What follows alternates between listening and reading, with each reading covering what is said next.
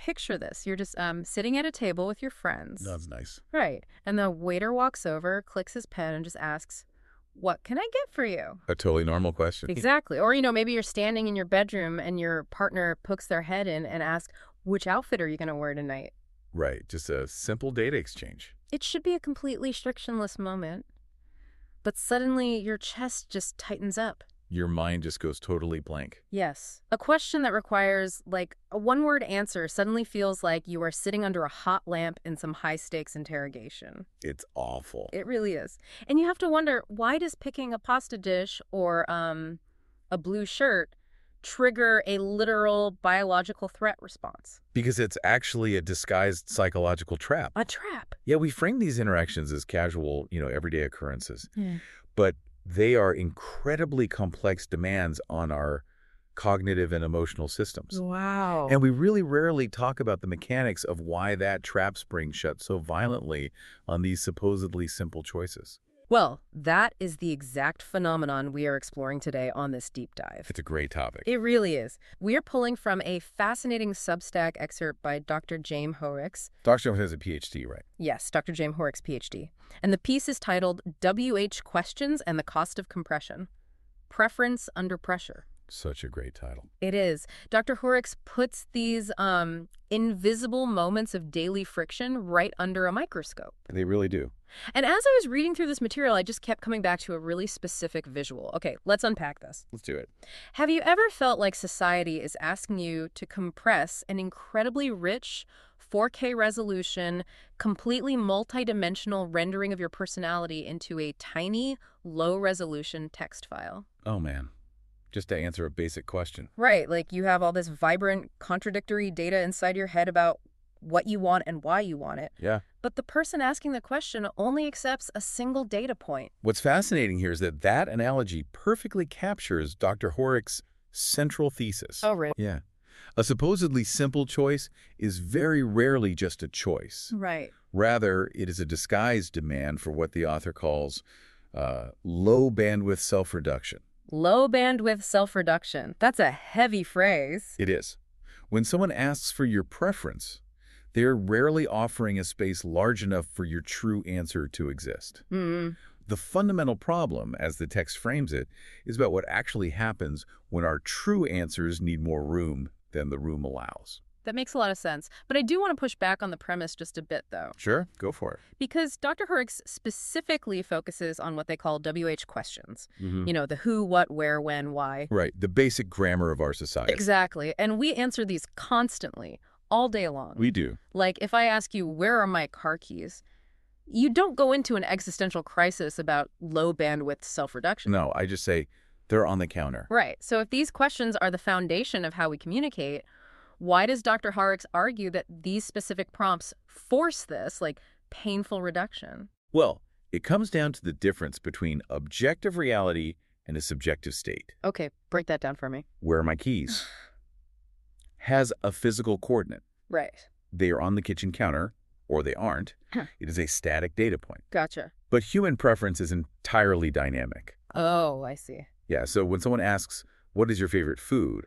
Or where do you want to eat? They are using the grammar of a simple objective query. Right, the WH question. Exactly. But they're using it to demand a highly subjective, constantly shifting resolution. It actually makes me think of taking a multiple choice test on one of those old Scantron machines. Oh, yeah, with the number 2 pencils. Exactly. You read the question, you look at options A, B, C, and D, and you suddenly realize that none of the above is the only true answer. Right. Or maybe like a complex mixture of A and C depending on the weather. Yes, but the machine literally will not let you select that. It rejects it. Right. You have to bubble in something technically inaccurate just to move the process forward. The machinery of the conversation itself forces the reduction. That's a really powerful way to visualize the friction. Thanks. The conversational machinery demands a fixed point. But Dr. Hoerricks explains exactly why none of the above is usually your actual truth. Right. The text explicitly states that preference lives across time, relation, and meaning.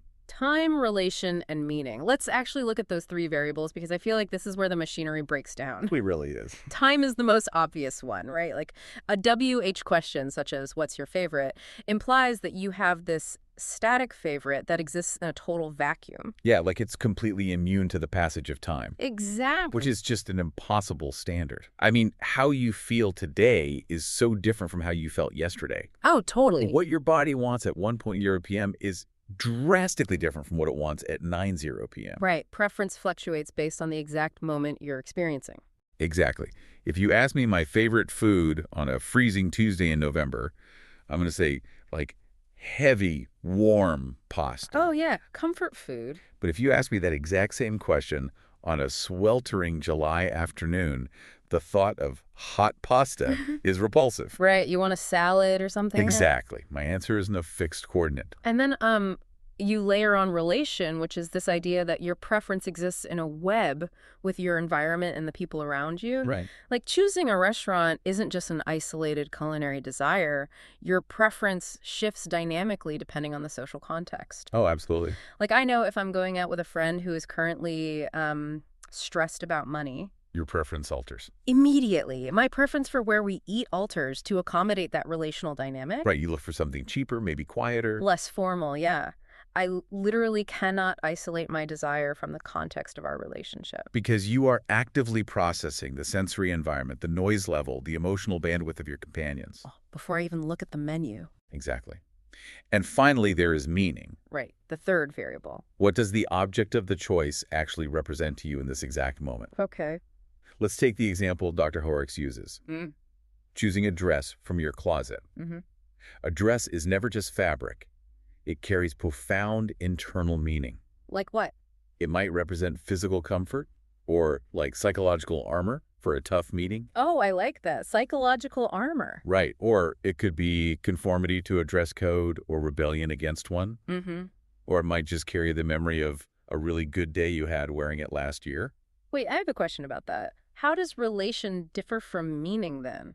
How so? Because honestly, they sound like they are sort of bleeding into the same category here. I can see that. Like if I alter my outfit choice to conform to a specific group of people, isn't the meaning of that relationship dictating the choice? Right. So isn't relation just a subcategory of meaning? That is a really sharp distinction to try to make, Yeah. but they actually operate on different axes. Okay, tell me more. Relation is about the external ecosystem. It's how your choice impacts the people and the physical space around you. So you're adjusting for external friction. Yes. Meaning, on the other hand, is about internal symbolism. Oh, I see. It's the private dialogue you have with the object itself. Okay, that makes sense. Like, you might choose a dress because it projects authority to the room, that's relation. Right. But you also might choose it because wearing it makes you feel internally brave, regardless of who is in the room. And that's meaning. Exactly, that's meaning. Okay, I see. They are like two different gears turning at the exact same time. Yes. So when you are standing in front of the closet, you aren't just saying blue dress or red dress. No, not at all. Your brain is rapidly trying to calculate this massive algorithmic equation crossing time, relation, and meaning all at once. It's exhausting just thinking about it. It is. You're asking yourself, who do I need to be today? How much physical energy do I have? What environment am I walking into? Right. What does this specific outfit signal to the people I'll be in relation with? And right in the middle of that intense high-level processing, your partner knocks on the door and says, "Which dress are you wearing?" And they expect, like, a two-word answer, the blue one. They are asking for the low-resolution text file. You literally cannot compress all of that context into the word blue without losing the truth of your experience. You really can. But that impossible demand for compression doesn't just result in an awkward silence. No. It actually leaves behind a profound emotional residue. Yeah. Because inevitably, we fail to compress ourselves neatly enough or fast enough for the people around us. This might actually be the most striking part of Dr. Hoerricks' work for me. Oh, yeah. Yeah, because before the text even gets into the deep theory of compression, it starts with this gentle note to the reader. It's essentially trigger warning. Yes. Think about how incredibly unusual that is for a second. It really is. We are talking about an essay regarding menus, clothing, and, picking favorite movies. Right. And the author felt it was ethically necessary to warn the reader to brace themselves before continuing. It speaks volumes about the hidden psychological toll of these everyday interactions. It really does. And Dr. Hoerricks isn't warning about, like, a massive acute trauma. Yeah. The text warns about a specific chronic condition they call a quiet grief. A quiet grief? It's not a loud, dramatic breakdown. It is this slow, accumulating weight. Yeah. And Dr. Hoerricks lists the specific labels that get attached to us when we fail to compress ourselves. Labels are so harsh. They are! It's the grief of all the times you were called indecisive. Yeah. Fussy, evasive, too much. Too much is a big one. Or difficult, flaky, high maintenance. Bad at adulting. Yes, bad at adulting. Or, and I think this one hits the absolute hardest, suspiciously complicated. If we connect this to the bigger picture, if you look closely at those labels, you really start to see the systemic issue. How so? Every single one of those words is weaponized by a world that, as the author states, insists things are easy. Wow. Modern society runs on the illusion of efficiency. It wants frictionless transactions. Right, it just wants you to pick the blue dress. Exactly. Hmm. When you pause to consider the time, relation, and meaning of a choice, you introduce friction. You are slowing down the conveyor belt. Yes. So if you're listening to this right now and you're thinking about the last time you snapped at your partner or a friend just for asking what movie you wanted to watch, Right. that wasn't you being inherently difficult. Not at all. That was your cognitive bandwidth completely maxing out. You were trying to process what they wanted, what you wanted, the genre, the time commitment. All while they stared at you just waiting for a title. Exactly. And rather than the world admitting, hey, we designed a conversational system that doesn't allow for human nuance. The world turns it back on the individual. Right. It says, you are the problem. You are bad at adulting. You are suspiciously complicated. The quiet grief comes from a lifetime of being chronically misread. It is the grief of having to constantly justify the very architecture of your thought process to people who only want a simple, highly efficient output. It's the grief of having the complexity of your internal world treated like an inconvenience. Precisely. Like when someone calls you flaky because you can't decide where to eat, they are entirely dismissing the intense, empathetic, relational processing you are currently doing on their behalf. We're trying to figure out the optimal choice for everyone involved. Right. So no one has a bad time. And your reward for that empathy is getting labeled high maintenance. And that chronic misreading, that constant demand to justify yourself, it actually has a physiological cost. Yeah. Dr. Hoerricks' gentle note transitions into a pretty stark warning about bodily reactions. This isn't just philosophical abstract theory. No, it's a deeply somatic experience. Here's where it gets really interesting. Yeah. Because that physical aspect is what really caught my attention. Dr. Hoerricks outlines the symptoms you might experience just from reading the essay itself. Right, like tightening up in your chest. Going completely blank. Yeah. Or feeling this sudden, intense urge to defend yourself to the page. Mm-hmm. But I want to understand the actual mechanics here. Okay. Why does something as objectively trivial as being asked where we want to eat trigger what sounds exactly like a fight, flight, or freeze response? Well, because the brain doesn't actually distinguish between physical threats and severe social threats. Oh, really? Yeah. When you are repeatedly punished through those labels like fussy or difficult for expressing your true cognitive process, your brain learns that WH questions are unsafe territory. Wow. Neurologically, when you anticipate being misunderstood or judged, your amygdala, which is the brain's threat detector, actually overrides your prefrontal cortex. And the prefrontal cortex is the part of the brain responsible for, like, logic, reasoning, and complex decision-making, right? Exactly. You literally lose access to the part of your brain that compares options and picks the restaurant. So you just shut down. Right. Going blank is a textbook freeze response. That makes so much sense.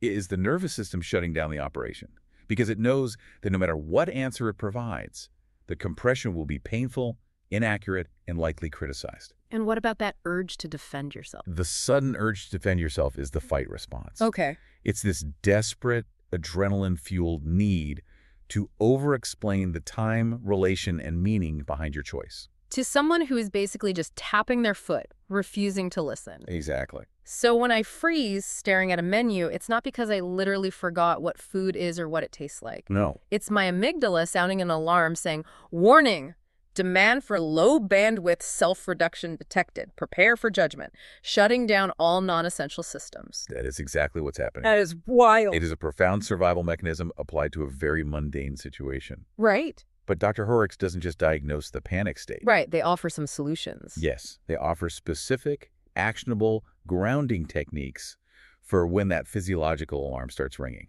When that pressure hits, the author advises the reader to just pause. Put the piece down. Circle the block. Get a drink. Touch something solid. Touching something solid. Meaning you're essentially short-circuiting a mental panic loop by forcing your brain to process physical sensory data instead. Yes, exactly. It's a form of somatic regulation. Okay. Because your prefrontal cortex is offline, you can't just reason your way out of the freeze response. Right. You can't just tell yourself it's only a menu. You really can't. You have to physically signal to your nervous system that you are safe in the present moment. So touching something solid pulls you out of that abstract threat of judgment. And anchors you in physical reality. That is brilliant. And once you are anchored, Dr. Hoerricks introduces a really beautiful concept to help reframe the whole experience. The weather report. Yes. They write that these essays are meant to offer weather reports, not one more demand to justify the shape of your mind. That phrase is amazing. The idea of having to justify the shape of your mind is so hauntingly accurate. It really is. It perfectly captures the feeling of someone waiting for you to pick a movie, and you feel like you have to defend the bizarre way your brain connects ideas. Yeah. But talk to me about the weather report metaphor. Why is that the antidote to justification? Think about how a weather report actually functions. Okay. It simply observes and reports what is, entirely without moral judgment. Right. A meteorologist doesn't look at the camera and say, "It is raining today," and the rain is being incredibly difficult, flaky, and suspiciously complicated. No, they don't blame the rain. They just say, "It's raining. Here is the barometric pressure. Here are the wind conditions. This is the current state of the atmosphere." So it's purely descriptive, not prescriptive. Right. It doesn't tell the weather how it should be behaving to make things more convenient for the commuters. Precisely. Dr. Hoerricks is basically saying, I am just describing the atmosphere of your mind. Mm-hmm. I am validating that these high-pressure systems of time, relation, and meaning actually exist. Which is the exact opposite of a society that demands a low-bandwidth answer. Totally. Society acts like a judge in a courtroom demanding a final verdict. Guilty or not guilty. Blue dress or red dress. Right. Dr. Hoerricks is acting like a meteorologist, simply acknowledging that a massive storm of complexity is currently happening inside you. And that the storm is a natural phenomenon, not a character flaw. Exactly. That is such a liberating concept, to just be able to internally acknowledge, the weather in my mind right now is highly relational and context dependent. I'm experiencing high winds in the meaning department. Exactly. It removes the shame of not having a sunny one-word answer ready to go. It does. So what does this all mean? It brings us to a really fascinating paradox in the text. Which is? The scale of the objects involved. Oh. Like, we are talking about deep neurological threat responses, somatic regulation, and the architecture of the human mind. Huge concepts. Right. But the text grounds all of this high-level theory in the most ordinary, mundane objects imaginable. It's true. Dr. Hoerricks includes this incredibly vulnerable admission. I have spent much of my life being misread at the exact point where preference should have looked simplest. It's heartbreaking. It is, because we're not talking about solving macroeconomic policy or debating the meaning of life. No. We are talking about which dress to wear, what to eat for lunch, picking a favorite color. This raises an important question, though, about how everyday interactions are fundamentally redefined by this framework. How so? The text isn't actually about clothes or food. Yeah. It's illustrating how menus, clothing, preferences, favorites, and casual choices become literal battlegrounds for identity. Right. If these objects were just objects, they wouldn't trigger a freeze response. Because if preference lives across time, relation, and meaning, then asking me what I want to eat isn't really a question about calories. Not at all. It is actually asking me to define my relationship to time, my relationship to you, and the meaning I derive from my environment in this exact snapshot of existence. It is a massive existential question, masquerading as small talk. That is perfectly said. And the battlefield is created because the true answer needs, as the text so elegantly puts it, more room than the room allows. More room than the room allows. Yeah.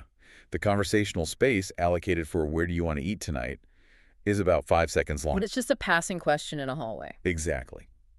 But the space needed to honestly answer the question, honoring all your internal variables without reducing yourself. That might take a 20-minute nuanced discussion. Right. About your energy levels, your budget, and how the texture of certain foods feels to you today. So the friction is the gap between the room you need and the room you are given. Yes. Wow. And when we freeze, when we stammer, when we ultimately throw up our hands and say, I don't know, whatever you want, we're just trying to survive the gap. We are choosing the path of least resistance. Because our nervous system knows the room isn't big enough for the 4K version of our thoughts. So we surrender. We compress ourselves into the text file just to make the threat go away. And that surrender is where the quiet grief lives. Yeah. The realization that to participate smoothly in daily life, to be seen as easygoing and good at adulting, you have to constantly perform a reduction of your true, complex self. It's a heavy price to pay. Let's bring this deep dive to a close and sort of synthesize exactly what we've explored today. Sounds good. We started with the agonizing, very real panic of staring at a restaurant menu. And through Dr. Jaime Hoerricks' work, we've unpacked why that panic isn't a flaw in your personality. Not at all. Those supposedly simple WH questions, who, what, where, are actually heavy demands for low-bandwidth self-reduction. We've looked at how human preference isn't just a static data point you can just bubble in on a multiple-choice test. Right. It is a living, breathing thing that exists across time, relation, and meaning. And we explored the quiet grief that comes from inevitably failing to compress ourselves into those tiny spaces society provides. And the damage caused by a world that labels our natural nuance as fussy or difficult. We trace the real physical toll this takes on the nervous system, how the amygdala hijacks the brain when it senses the threat of being misread. Leading to that paralyzing freeze response. Exactly. And we learned the importance of somatic grounding techniques, like touching something solid, to bring the prefrontal cortex back online. And most importantly, we learned to view our own complexity not as a crime we have to defend in a courtroom, but as a weather report we simply observe. The most important takeaway for you listening is this. The next time you freeze while looking at a menu or stare blankly into your closet while the clock ticks down, remember that you aren't broken. No, you're not. You aren't being difficult. You are simply experiencing the reality that your true preferences are far richer, deeper, and more context-dependent than the artificially limited options presented to you. Your mind is doing beautiful, complex work that an efficiency-obsessed society is demanding you hide. It's a profound reframe of how we view ourselves and how much grace we extend to the people around us who are also struggling with the cost of compression. It really is. And as we leave you today, I want to offer a final, lingering thought for you to mull over. Let's hear it. If Dr. Hoerricks is right, if preference truly lives and breathes across time, relation, and meaning, does having a permanent favorite anything actually mean you know yourself perfectly? Oh, wow. Or does it just mean you've surrendered to the cost of compression? That is a great question. When that waiter comes over and asks for your order, maybe the bravest thing you can do is let them wait while your 4K resolution finishes loading. I love that. Thanks for joining us on this deep dive. Touch something solid, and we'll catch you next time.